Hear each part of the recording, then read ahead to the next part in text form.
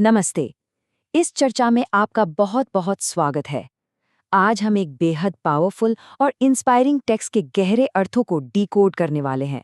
उठो पार्थ, ये कोई आम गान नहीं है।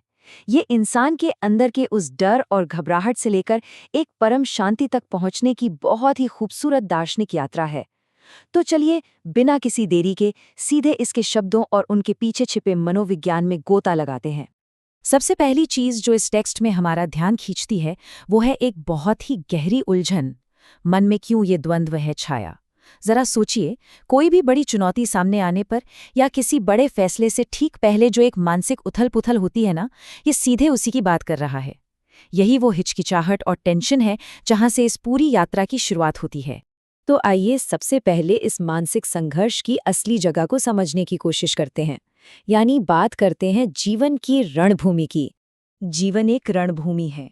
ये लाइन बिल्कुल साफ कर देती है कि जिस कुरुक्षेत्र के ऐतिहासिक मैदान की बात शुरू में की गई है, वो दरअसल हमारे और आपके अस्तित्व का ही एक बहुत ही पावरफुल मेटाफर है। असल में हमारे रोजमर्रा के संघर्ष, हमारी चुनौतियां और हमारे फैसले, यही हमारा असली कुरुक्षेत्र है। अब जब ये मान ही लिया है कि जीवन खुद एक युद्ध का मैदान है, तो अगला सवाल उठता है कि इस आंतरिक द्वंद्व पर, इस इनर कॉन्फ्लिक्ट पर विजय कैसे पाई जाए। इसके लिए ये स्रोत हमें एक बहुत ही क्लियर 3 स्टेप्स वाला मेंटल एक्शन प्लान देता है। पहला, कायरता को त्यागना, यानी अपने डर को पीछे छोड़ना। दूसरा, हृदय में अग्नि जगाना, मतलब अपने भीतर एक अडिग साहस पैदा करना। और तीसरा, जो शायद सबसे मुश्किल है, मोह को छोड़ना, मतलब परिणामों और भावनाओं से अपने लगाव को आजाद करना। इन सबका मतलब एकदम साफ है। जो असली संघर्ष है, जो असली लड़ाई है, वो बाहर किसी मैदान में नहीं, बल्कि पूरी तरह से हमारे हृदय और मन के भीतर ही चल रही है। बाहर कुछ भी एक्शन लेने से बहुत पहले हमें अपने अंदर के इस डर और लगाव वाले दुश्मनों को हराना ही होगा। लेकिन किसी भी चीज को खोने का ये डर हमेशा के लिए जड़ से खत्म कैसे हो? यहीं पर ये गान हमारे सोचने का नजरिया पूरी तरह से बदल देता है। बात आती है नश्वरता और आत्मा की। ये बहुत ही दिलचस्प है कि कैसे यहाँ एक तरफ इस टूट जाने वाले नश्वर शरीर की बात की गई है और दूसरी तरफ हमेशा रहने वाली अमर आत्मा की। नश्वर है ये देह तुम्हारी, और आत्मा ने कब मृत्यु को पाया? ये विचार मौत और किसी भी चीज को खो देने के सबसे बड़े डर को एकदम बेमानी कर देता है। जब मौत का या कुछ खोने का डर ही नहीं रहा, तो फिर इस युद्ध में हमारा असली हथियार क्या होगा? अब हम देखते हैं कि इस रणभूमि में क्या इस्तेमाल करना है। यहाँ एक बहुत ही अनोखा नजरिया देखने को मिलता है। गान कहता है कि कर्म ही एक योद्धा का अंतिम शस्त्र है और वही उसकी सच्ची पहचान भी। यहाँ कोई तलवार या ढाल नहीं है। सही एक्शन लेना, अपना काम करना, यही आपकी ढाल है और यही आपकी तलवार। लेकिन रुकिए, यहाँ एक बहुत बड़ी शर्त है। कर्म के इस हथियार को इस्तेमाल तो करना है, पर नतीजों की चिंता और सफलता के अहंकार को पूरी तरह से त्याग कर। जीत की कोई लालसा नहीं होनी चाहिए। ये मानसिक अवस्था हासिल करना मुश्किल जरूर है, पर इस युद्ध में बने रहने के लिए ये बिल्कुल जरूरी है।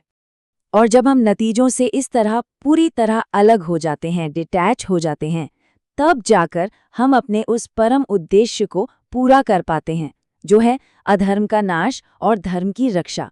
यहाँ आकर गान की एनर्जी अपने एकदम पीक पर पहुंच जाती है। उठो, सावधान रहो, अधर्म का नाश करो, धर्म को बचाओ।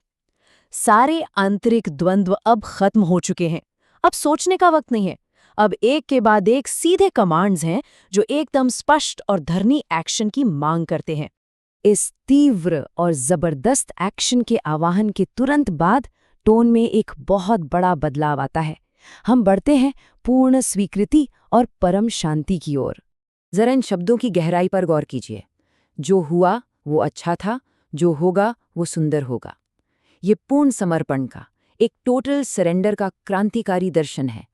अतीत में जो हुआ और भविष्य में जो होगा, दोनों को पूरी तरह से स्वीकार कर लेना। इंसान के मन की शांति का इससे बड़ा कोई रहस्य शायद ही हो। और मजे की बात यह है कि ये स्वीकृति कोई हवाई बात नहीं है। इसके पीछे एक बहुत बड़ा ईश्वरीय वादा है। यदा यदा ही धर्मस्य युगे युगे। ये आश्वासन है कि जब भी धर्म का पतन होगा, ब्रह्मांडीय संतुलन हमेशा बहाल किया जाएगा। मतलब चिंता की कोई बात नहीं है, अंततः सब कुछ सही हाथों में है। और यहीं पर हमें इस पूरे टेक्स्ट का सबसे खूबसूरत पैराडॉक्स देखने को मिलता है। जो यात्रा युद्ध के मैदान की घबराहट और एक्शन से शुरू हुई थी, वो खत्म होती है एक बेहद शांत और गुंजायमान मंत्र पर, ओम शांति शांति शांति। बाहर चाहे जो भी चल रहा हो, अंदर सिर्फ शांति है। अब अंत में एक सवाल जो हमारे मन में ठहर जाता है, यदि जीवन वास्तव में एक रणभूमि है और संघर्ष आना तय है, तो क्या इस गहरी आंतरिक शांति को कल की उन चुनौतियों के बीच भी कायम रखा जा सकता है? बिना किसी लगाव के सही काम करने के इस प्राचीन ज्ञान को हम आज की भागदौड़ भरी जिंदगी में कैसे उतार सकते हैं? इस गहरे विचार पर जरूर सोचिएगा। आज की इस चर्चा में मेरे साथ जुड़ने के लिए आपका बहुत बहुत धन्यवाद।